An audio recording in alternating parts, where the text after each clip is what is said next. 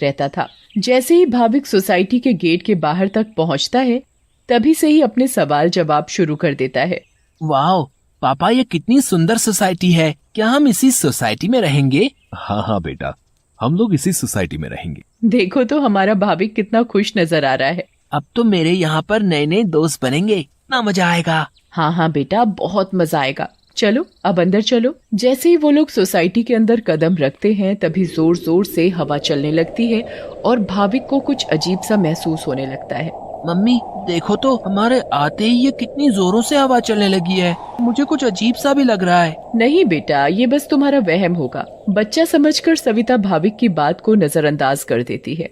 वो लोग अपने फ्लैट पर पहुंचते हैं। चलो चलो, अब आप दोनों जल्दी से फ्रेश हो जाओ, सोने का समय हो गया है। हाँ, क्योंकि कल मुझे इंटरव्यू के लिए भी जाना है। भाविक, राहुल और सविता कमरे में जाकर सो जाते हैं। ऐसे ही चलते चलते उन्हें 1 महीना बीत जाता है। एक दिन राहुल का बॉस उसे ऑफिस के काम से सूरत जाने को कहता है। ये तो कितनी अच्छी खबर है।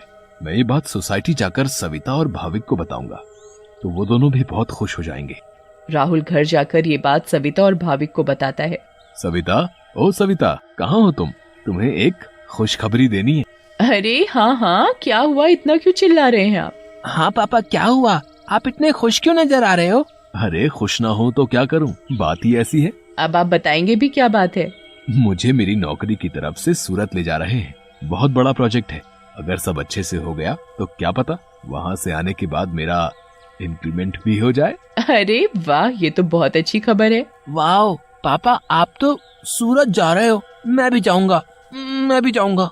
बेटा, मैं तुम्हें अपने साथ नहीं ले जा सकता। और सविता, तुम मेरा सामान पैक कर दो। मुझे आज ही रात 12 बजे तक निकलना है। मैं बस कुछ ही दिनों के लिए जा रहा हूँ।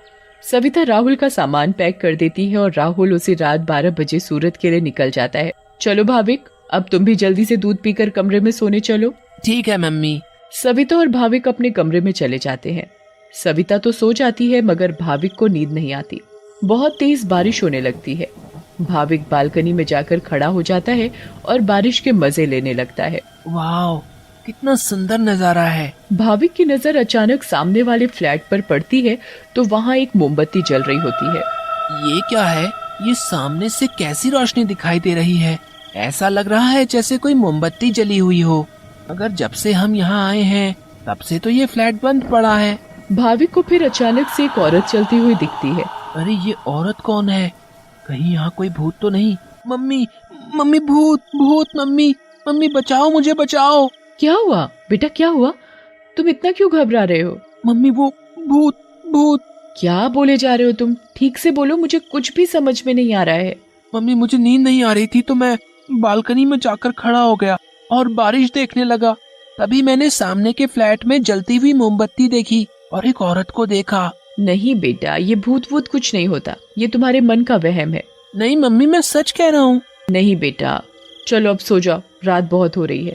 नहीं, मैं आपको लेकर जाता हूँ। अच्छा चलो, दिखाओ कहाँ है भूत। फिर भाविक सविता को बाहर लेकर जाता है। कहाँ है भूत? मुझे तो कहीं कोई नहीं दिख रहा। मम्मी देखो, वहाँ पर देखो, वो सामने वाले फ्लैट में।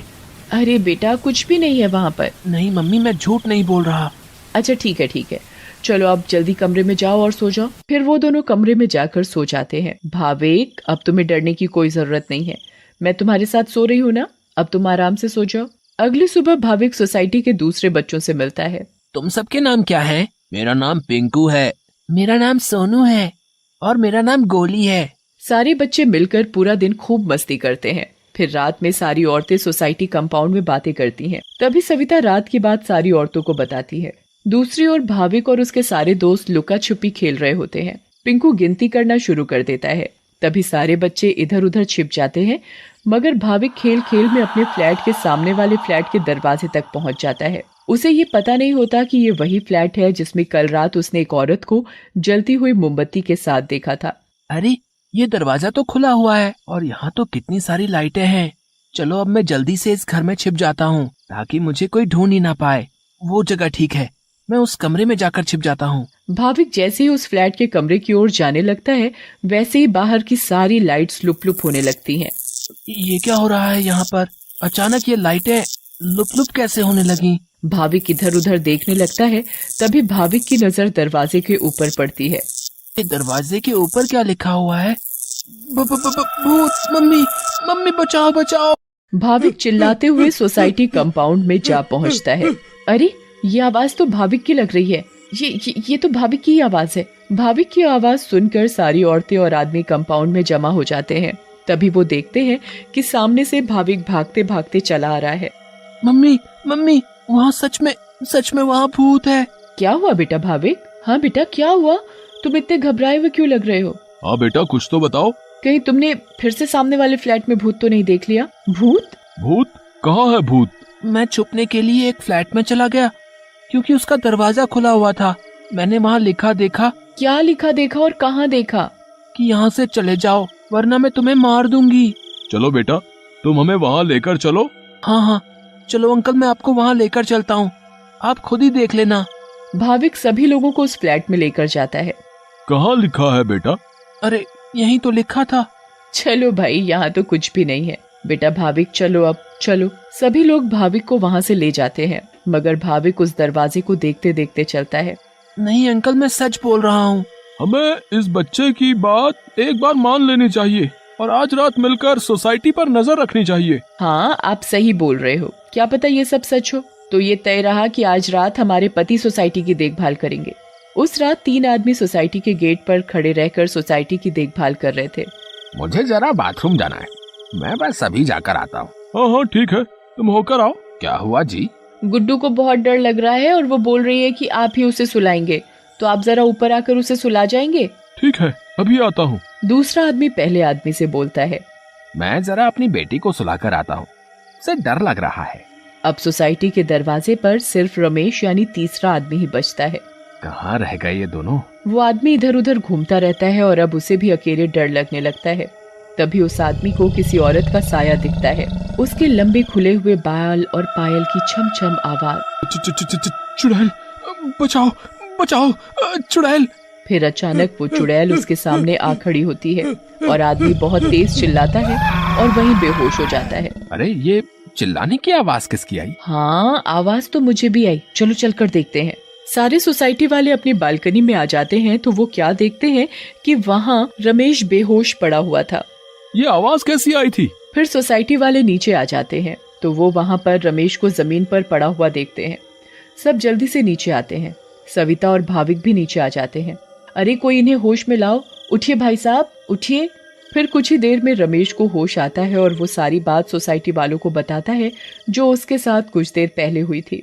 तभी सोसाइटी में अजीब सी आवाजें आने लगती हैं। मम्मी देखा ना, मैंने बोला था ना कि भूत है। हाँ बेटा, तुम सही कह रहे थे। तभी सोसाइटी के बीचों बीच धुआं उठने लगता है और वहाँ वो चुड़ैल आ जाती है। कौन हो तुम और क्यों हमें इतने दिनों से परेशान किया हुआ है? हाँ बताओ, क्यों तुमने इतने दिनों से इन लोगों को परेशान किया हुआ है? हम भी तो इसी सोसाइटी में रहते हैं। तुमने कभी हमें तो परेशान नहीं किया, तो इन लोगों को ही क्यों? हाँ बोलो बोलो। तुम्हारी वजह से मैं कितना डर गई थी। बताती हूँ, सब बताती हूँ। कई सालों पहले जब मेरी शादी हुई तो मैं और मेरे पति रवि सविता के सामने वाले फ्लैट में रहने आए। हम बहुत खुश थे, पर अचानक मेरी माँ की तबीयत खराब होने की वजह से मुझे कुछ दिन के लिए यहाँ से जाना पड़ा। और तभी सविता के फ्लैट में एक बहुत सुंदर लड़की रहने आई। रवि उस लड़की को पसंद करने लगे थे और वो लड़की भी। उस लड़की को ये बात नहीं पता थी कि रवि शादीशुदा है। मैं जब वापस आई और मुझे ये सब पता लगा तो मैंने रवि को समझाने की बहुत कोशिश की, बहुत लड़ाई की, पर वो नहीं माने। रवि मुझे छोड़कर उस लड़की से शादी करना चाहते थे और एक दिन रवि और वो लड़की चुपके से अचानक कहीं चले गए। मैंने उन्हें ढूंढने की बहुत कोशिश की मगर वो मुझे कहीं नहीं मिले। और एक दिन मैंने उन दोनों को बाजार में साथ देखा। उन दोनों ने शादी कर ली थी। मैं भागते हुए घर आई और ये बात मुझसे बर्दाश्त नहीं हुई और उसी रात मैंने फ्लैट से कूदकर अपनी जान दे दी।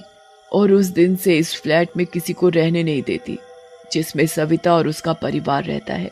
हमें बहुत दुख हुआ सुनकर जो भी तुम्हारे साथ हुआ, पर इसमें मेरे और मेरे परिवार का क्या कसूर है? हाँ आंटी, आप तो अच्छी आंटी हो, ऐसे कैसे कर सकती हो? चुड़ैल भाविक की मासूमियत देखकर पिघल जाती है। ठीक है, अब मैं तुम लोगों को कभी परेशान नहीं करूंगी। ऐसा कहते ही वो चुड़ैल हवा में गायब हो जाती है और कभी किसी को परेशान नहीं करती।